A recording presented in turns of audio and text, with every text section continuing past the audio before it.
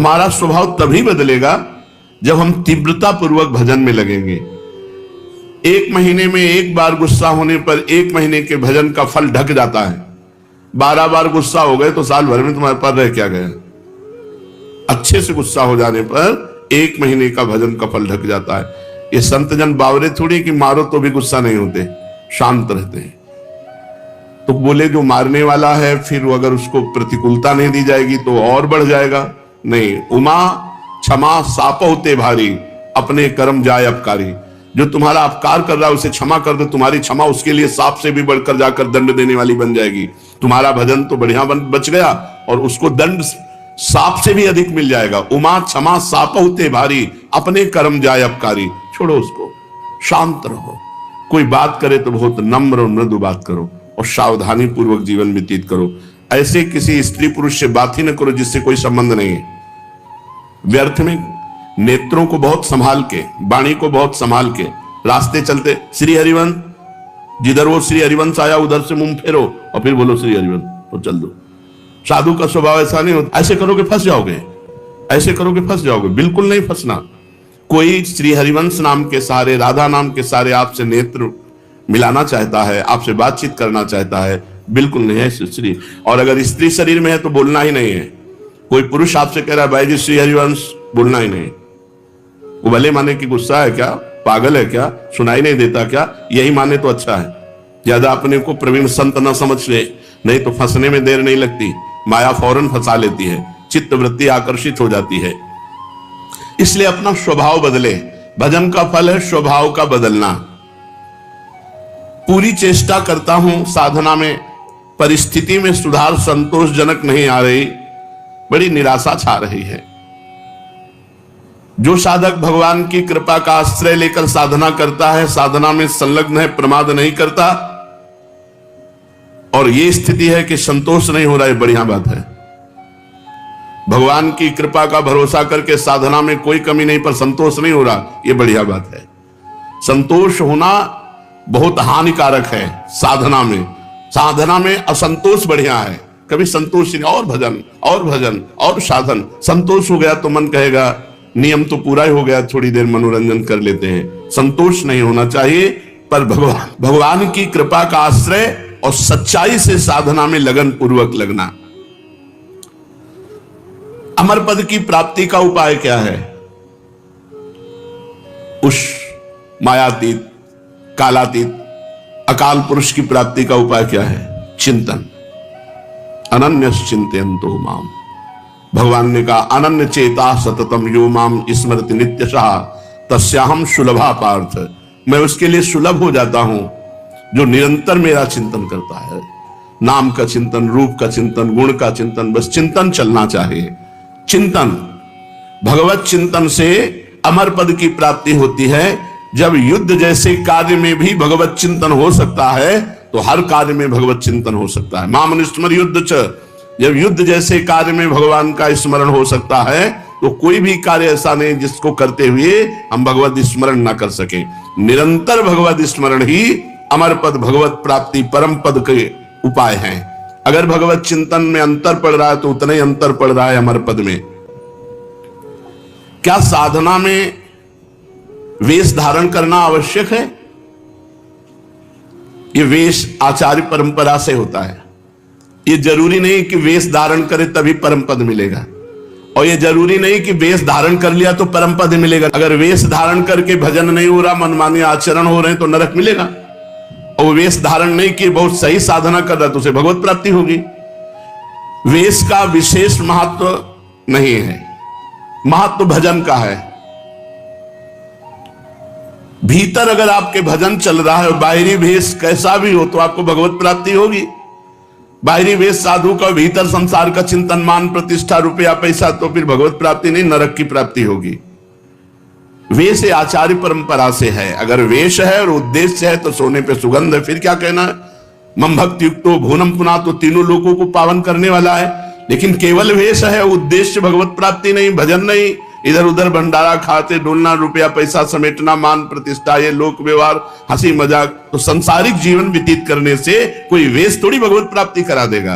इसलिए वेश का विशेष महत्व नहीं है, भजन का विशेष महत्व है, उद्देश्य का विशेष महत्व है। वेश रखकर तो विशेष सावधान रहना चाहिए कि भगवान ने इतनी कृपा की, मुझे विरक्त वेश दे दिया, अब मेरे से गलती ना हो, अब मैं भगवत प्राप्ति इसी जन्म में कर लूं।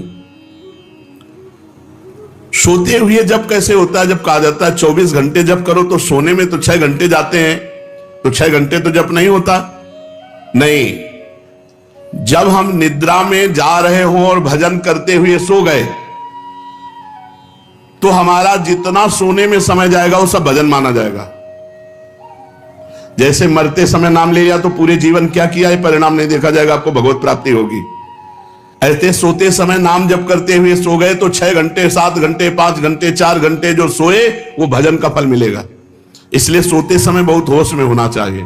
सब बातें हटा करके नाम में एकदम डूबते हुए फिर नींद में चले गए। तो निद्रा समाधि स्थिति, जो सोना है वो भी आपका समाधि भजन माना जाएगा, क्योंकि निद्रा में वृत्ति लीन होने के पहले आप नाम जप कर रहे थे, तो नाम जप में ही लीन माना जाएगा, निद्रा में नहीं माना जाएगा। निद्रा के ठीक पूर्व 1 क्षण पहले तक नाम जप चल रहा है और फिर सो जाइए, तो आप देखिए जगते समय वही नाम जप चलता मिलेगा, तो बीच में आपका भजन ही माना जाएगा।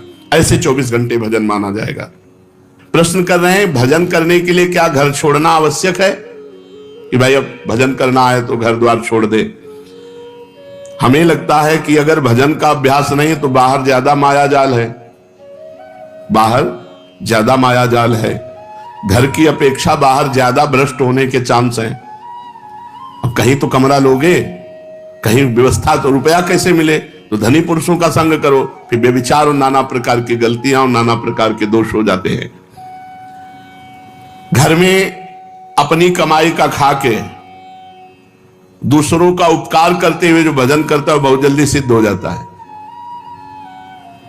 जो विरक्त है, भगवान की विशेष कृपा हो गई है और वो साधु समुदाय में रहे, आकाश वृत्ति या मधुकरी वृत्ति से जीवन यापन करे, खूब भजन करे, सिद्ध हो जाएगा। जो मेहनत करके कमाया है जिंदगी में, उसी अपनी कमाई के धर्म के टुकड़े खाओ और खूब नाम जप करो।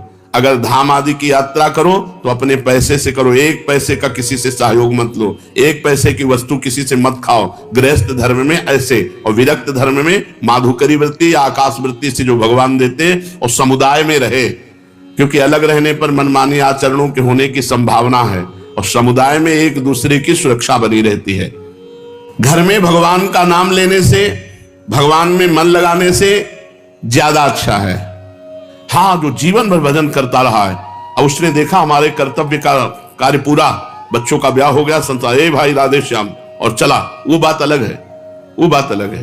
वो शास्त्र आज्ञा करता, चौथेपन में विरक्त होकर के विरक्तों के बीच में रहकर भजन करे, अपने कर्तव्य का पालन हो गया, अब हम भगवान के भजन में चले।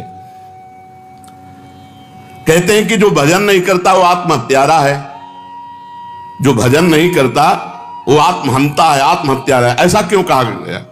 बोले भगवान ने कृपा करके मनुष्य जन्म दिया है, कृपा करके सुविधा दी है कि इस जन्म में प्रमाद से हटकर भजन करके मेरी प्राप्ति कर लो, और अगर आपने नहीं की तो यह अपराध बना और आप आत्महत्यारे कह जाओगे। जो न तरय भवसागर अस समाज नर पाए, स्वत निंदक मंदमति आत्महनन गति जाए। जैसे कई बार बताया है कि भारतीय सरकार किसी आदमी को विदेश भेजे और सारी सुविधा वहां, घर मकान, स्त्री पुत्र परिवार सब सुविधा दे, और अपना सरकारी काम बता दे कि ये काम करना है। अब उसने सरकारी काम तो किया नहीं, सरकारी सुविधा का भोग करके बेटी बेटे को पढ़ाया, ब्याह किया, सब किया, सब किया। और जब भारत लौटा तो उसे पूछा गया वो कार्य, जिस कार्य के कारण आपको विदेश भेजा गया था, जिस कार्य के कारण आपको सुविधा दी गई थी, वो कार्य?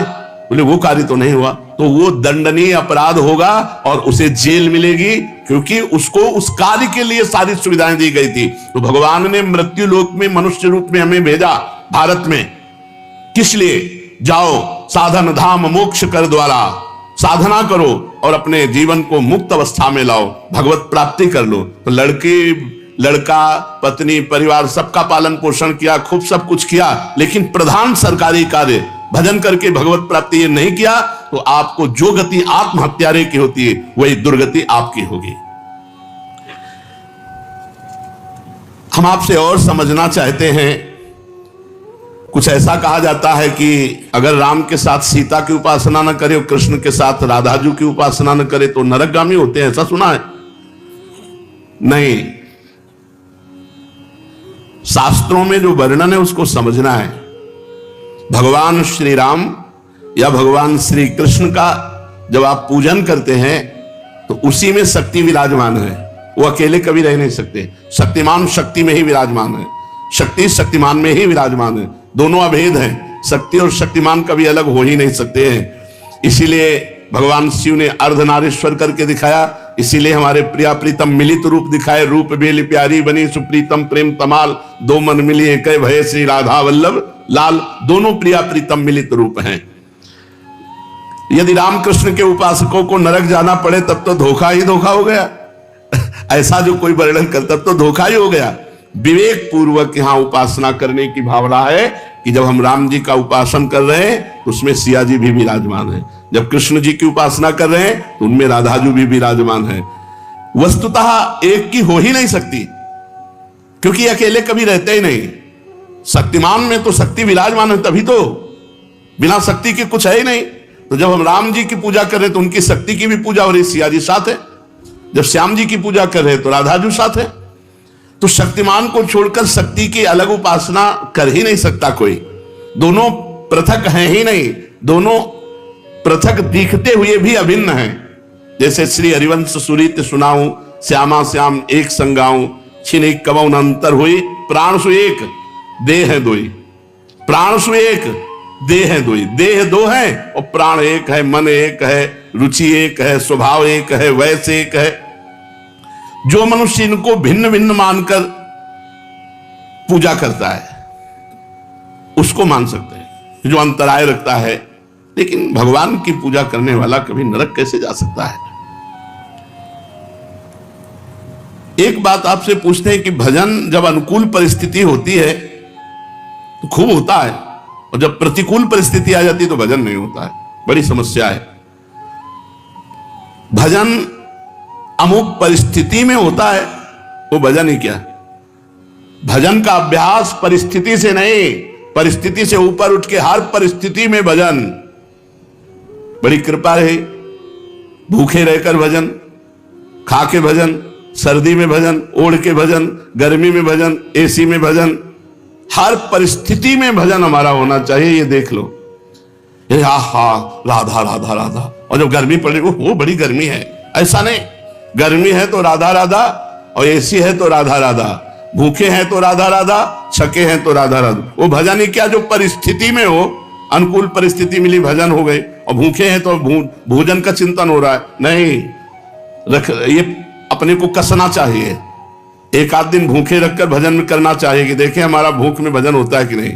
पंखा बंद कर देना चाहिए अपने कमरे का, 2-4 घंटे टेस्ट लेना चाहिए शरीर का कि गर्मी में ऐसे ताप में हम कैसे रह सकते हैं। कई वर्षों इनका आनंद लिया गया है, तो वर्षों हितधाम की छोटी कुटिया तक असुविधा ही असुविधा जीवन में रही है। ये तो अभी चंद दिनों की सुविधा है।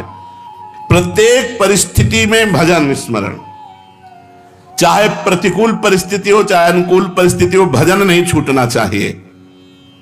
जब तुम ऐसा नियम लेकर दृढ़ता पूर्वक भजन करोगे तो फिर प्रतिकूल परिस्थिति में भजन होने लगेगा। अखंड भजन उसी को कहलाता है, वही कर सकता है जो हर परिस्थिति में भजन करता है।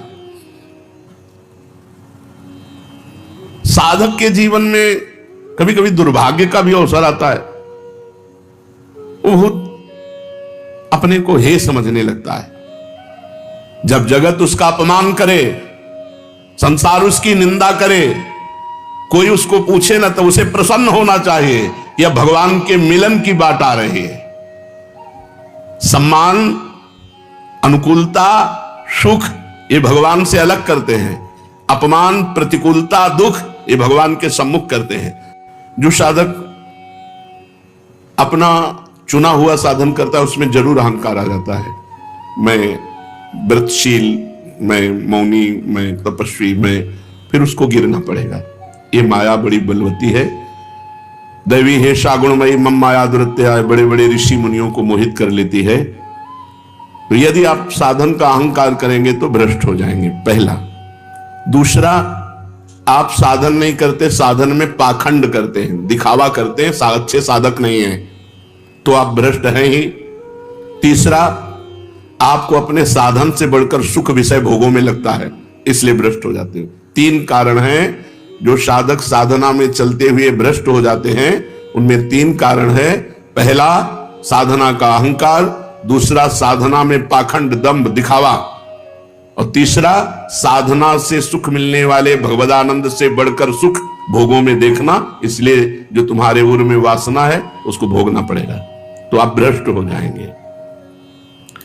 साधना प्राप्त किंचित सफलता यदि कहीं प्रकट कर दी जाती है तो देखा गया साधना बंद हो जाती है। ये बिल्कुल अक्षरशः समझिए, जो भी साधन कर रहे हैं गुप्त रखिए, उसे प्रकाशित मत कीजिए। सोने से लेकर शयन तक की दिनचर्या कभी अपनी किसी के सामने मत रखिए, गुप्त रखिए। बहुत लंबे समय तक आपका साधन भजन ठीक चलेगा। और यदि आपने अपनी साधना व्यक्त कर दी, 2-4 लोग बैठे हैं, उनसे कि आप क्या समझते हो, मैं 1 बजे रात्रि को उठता हूं, ऐसा ऐसा करता हूं, ऐसा ऐसा कर, वो बंद हो जाएगा, उठना बंद हो जाएगा, वो दिनचर्या बंद हो जाएगी। स्पष्ट लिखा हुआ है। तो इसमें लिखा है कि दूसरों को बताने के समय हमारे चित्त में अहंकार होता है, अंतःकरण में अहंकार स्फुरित होता है। मैं इतने बजे करता हूं, मैं ये करता हूं, मैं करता हूं, इसके कारण उसकी साधना रुक जाती है। यदि उसे घुमा के वर्णन करें कि संतों ने कहा रात्रि के 1-2 बजे उठ जाना चाहिए, भजन साधन करना चाहिए, फिर ब्रह्म मुहूर्त में अमुक अमुक ऐसा साधना करना चाहिए, संतों ने कहा है, अपनी डायरेक्ट बात ना बतावे कि हमारी साधना क्या है। सदैव अपनी साधना को गुप्त रखे, भगवत चर्चा करे, संतों की बातें बताए। अपनी बात बतानी है तो किसी साधक ने ऐसा अनुभव किया, ऐसी बात बतावे। कभी अपने को उसमें सम्मिलित न कर ले कि मैं अपना अनुभव बताता हूं कि ऐसी ऐसी दिनचर्या मेरी 10 वर्ष से चल रही। तो आप लिख लो, अगर 10 दिन के अंदर न रुक जाए तो मैं बता देना। चाहे जितनी हिम्मत कर लो, 10 दिन के अंदर रुक जाएगी, हम कह रहे, गारंटी। आप अपनी संपूर्ण साधना को किसी से बता दोगे, 10 दिन के अंदर वो साधना न रुक जाए तो हमें बता देना। कभी भी किसी भी स्थिति में अपना रहस्य नहीं खोलना चाहिए साधना का, कि हम क्या साधना करते हैं, कितनी करते हैं, क्या करते हैं। कुछ अगर अनुभव के साधकों का मंगल हो तो उसे अन्य संतों के या साधकों के शब्दों में बोल दे, अपने डायरेक्ट ना खोले कि ये मेरी दिनचर्या है, ये मेरी साधना है। बताते समय भाव तो आ ही जाता है कि मेरा साधन अच्छा चल रहा है, तो इस मनोवृत्ति से कैसे बचे। ऐसी बात मन में आवे तब यही माने कि मेरा साधन गुरु कृपा से चल रहा है, भगवत कृपा से चल रहा है, और दूसरों का भी साधन भगवान जैसा चला रहे हैं वैसा चल रहा है। अभिमान करने की कोई जरूरत नहीं है। अभिमान की वृत्ति उदय होने ही ना दे। दूसरे जैसे भगवान चला रहे हैं वैसे चल रहे हैं, हमें जैसे भगवान चला रहे हैं वैसे हम चल रहे हैं। साधना करते समय मन में संकल्प विकल्प बहुत उठते हैं, इसके लिए क्या करें। वैसे साधना तो इसी बात की है कि कोई संकल्प ना उठने पावे, पर यदि संकल्प उठे तो उसे पूरा होने न दे, उसे नष्ट कर दे। संकल्प उठे तो उसे पूरा ना होने दे, चाहे सत हो चाहे असत हो। नहीं, संकल्प बनना बंद नहीं होगा। साधना है संकल्प रहित होने की। कोई संकल्प नहीं, ना अच्छा ना बुरा। बोले हम आज से ये संकल्प करते हैं। आज से क्या संकल्प करते हैं? हमारा तो जीवन भर का संकल्प है कि भगवान का नाम न छूटे, बस उसी में। अभी तक नहीं पूरा हो पाया संकल्प, तो और संकल्प बना के क्या करें। भगवान का साक्षात्कार करना है, अभी तक नहीं पूरा हो पाया, तो और संकल्प बना के क्या करें। ये जो छोटे छोटे संकल्प उठते हैं, ये करना है, ये देखना है, ये सुनना है, ये भोगना है, इनको नष्ट कर दे। कैसे नष्ट होते हैं? नाम जप करते हुए इनकी उपेक्षा कर दे तो अपने आप ही नष्ट हो जाते हैं। नाम जप बंद ना हो और आप लगाव ना रखें जो अंदर मन संकल्प विकल्प दे रहा है, तो वो नष्ट हो जाएंगे। अगर परमार्थिक शुभ संकल्प कोई हो तो उसे आदर दे दो, नहीं तो परमार्थिक व्यवहारिक दोनों खत्म। बिना संकल्प के चलने दो। संकल्प रहित साधना ही भगवान की प्राप्ति का है। कोई संकल्प नहीं, कोई संकल्प विकल्प नहीं। इतना जपना ये भी संकल्प नहीं, निरंतर जपना है ये संकल्प। हमारे जीवन का लक्ष्य है एक भी श्वास खाली ना जाए, एक भी मिनट व्यर्थ ना जाए। पूछत रीति भभूकत धावत, श्री सेवक जी महाराज लिखे। नहीं, कैसे बदले? भजन का तीव्र अभ्यास। भजन से जब हृदय शीतल हो जाता है तो कोई गाली भी देता है तो उत्तर देने का मन नहीं होता। कोई गुस्सा भी दिलाता है तो इतनी शीतलता है कि गुस्सा ही नहीं आती। भजन का तीव्र अभ्यास और भगवान से कृपा याचना करना कि हमारा स्वभाव बदल दो। सेवक जी कह रहे हैं, या जो पर्यो मोहि सहज स्वभाव, से हरिवंश नाम रस चाओ,